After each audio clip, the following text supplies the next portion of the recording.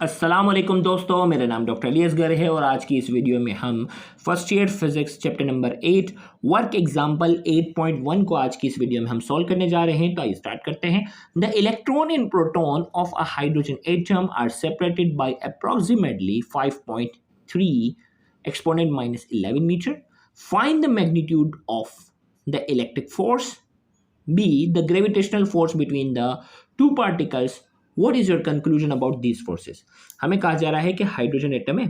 आपको मालूम है कि हाइड्रोजन एटम के न्यूक्लियस में क्या होता है, प्रोटॉन होता है और इलेक्ट्रॉन इसके गिर्द क्या करता है, इलेक्ट्रॉन इसके गिर्द जो है वो क्या करता है, चक्कर लगाता है। ठीक है भाई, ये इलेक्ट्रॉन इसके गिर्द जो है वो चक्कर लगा रहा है। इलेक्ट्रॉन और प्रोटॉन के दरमियान गौर से सुनिएगा, इलेक्ट्रॉन के ऊपर नेगेटिव चार्ज, प्रोटॉन के ऊपर पॉजिटिव चार्ज। इलेक्ट्रॉन और प्रोटॉन के दरमियान जो फासला बताया जा रहा है वो कितना है, 5.3 एक्सपोनेंट माइनस 11 मीटर है। हमें कहा जा रहा है find the magnitude of electric force, इनके दरमियान कितनी इलेक्ट्रोस्टैटिक फोर्स होगी, ग्रेविटेशनल फोर्स, ग्रेविटी की वजह से इनके दरमियान फोर्स क्या होगी, और हमें बताना है कंक्लूजन कि भाई दोनों में से कौन सी फोर्स ज़्यादा है कम है, इसके ऊपर हमें कमेंट करना है। तो इसके लिए बाकायदा आपको एग्जाम में कुछ वैल्यू गिवन होंगी, यानी प्रोटॉन और इलेक्ट्रॉन के ऊपर जो चार्ज होता है वो सेम होता है। जितना प्रोटॉन के ऊपर पॉजिटिव चार्ज होता है उतना ही इलेक्ट्रॉन के ऊपर नेगेटिव चार्ज होता है। और कैलकुलेशन करते वक्त प्लस माइनस हम नहीं लगाएंगे, सिंपल हम वैल्यू वो करते जाएंगे। तो आर की वैल्यू हमारे पास कितनी है, 5.3 एक्सपोनेंट माइनस 11, ये दी गई हमें। अब इसके लिए हमें इलेक्ट्रॉन और प्रोटॉन, यानी इसको अगर मैं Q1 मान रहा हूँ, इसको Q2 मान रहा हूँ, तो दोनों की वैल्यू कितनी है, 1.60 exponent minus 11 exponent minus 19 coulomb. और कूलम कांस्टेंट की वैल्यू भी बाकायदा गिवन होगी, 8.988 एक्सपोनेंट 9 न्यूटन मीटर स्क्वायर पर कूलम स्क्वायर। इसी तरीके से ग्रेविटेशनल फोर्स मालूम करने के लिए, ग्रेविटेशनल फोर्स मालूम करने के लिए हमें क्या चाहिए होगा, हमें ग्रेविटेशनल फोर्स, एक मिनट थोड़ा सा हम कैमरा फोकस करते हैं।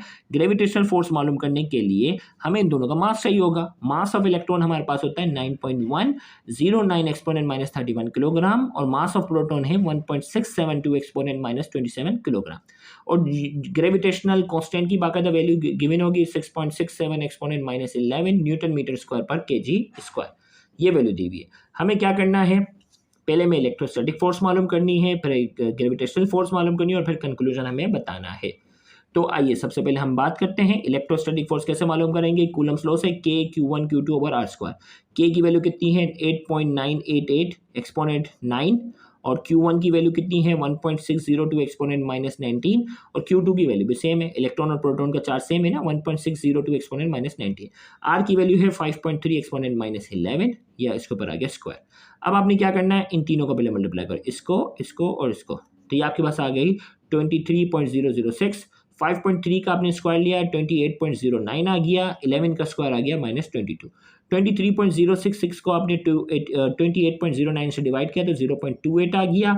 और इसी तरीके से हमारे पास जो है एक्सपोनेंट माइनस 19 इनको आपने शामिल किया, एक्सपोनेंट 9 प्लस वाला है, माइनस 22 यहाँ नेगेटिव में, ऊपर जाकर क्या होगा, प्लस हो जाएगा।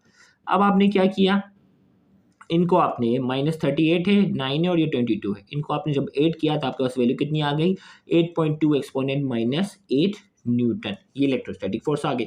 सेम ग्रेविटेशनल फोर्स का मालूम करने का तरीका भी सेम होगा। हमारे पास G की वैल्यू आ जाएगी 6.67 एक्सपोनेंट माइनस 11, M1 हमारे पास 9.109 एक्सपोनेंट माइनस 31, M2 हमारे पास है 1.672 एक्सपोनेंट माइनस 27 और R की वैल्यू 5.3 एक्सपोनेंट माइनस 11, ये आ गया स्क्वायर। अब इन तीनों को मल्टीप्लाई करो, 1 2 3, ये आ गई 101.585, ये अपनी जगह, ये अपनी जगह, ये अपनी जगह। 5.3 का स्क्वायर 28.09, इसका स्क्वायर माइनस 22, इसको आपने इससे डिवाइड किया तो कितना हो गया, 3.61 हो गया। और इन तीनों का आपने प्लस किया, माइनस 69 है, ये ऊपर आकर क्या हो गया, पॉजिटिव हो गया। फाइनली सोल्व जब आपने किया तो 3.61 एक्सपोनेंट माइनस 47 न्यूटन, ये बहुत ही छोटी वैल्यू है। ये क्या है, माइनस 8 है, ये क्या है, माइनस 47 है। दोनों के दरमियान कितना फर्क है, एक्सपोनेंट 39 का फर्क है। एक्सपोनेंट 39 का मतलब 1 के आगे 0.00039 जीरो अगर लगा दो तो ये वैल्यू इतनी छोटी है इसके मुकाबले में। तो लिहाजा कंक्लूजन क्या बनेगा, ग्रेविटेशनल फोर्स जो है वो इलेक्ट्रोस्टैटिक फोर्स के मुकाबले में क्या है, नेग्लिजिबल है, ना होने के ही बराबर है।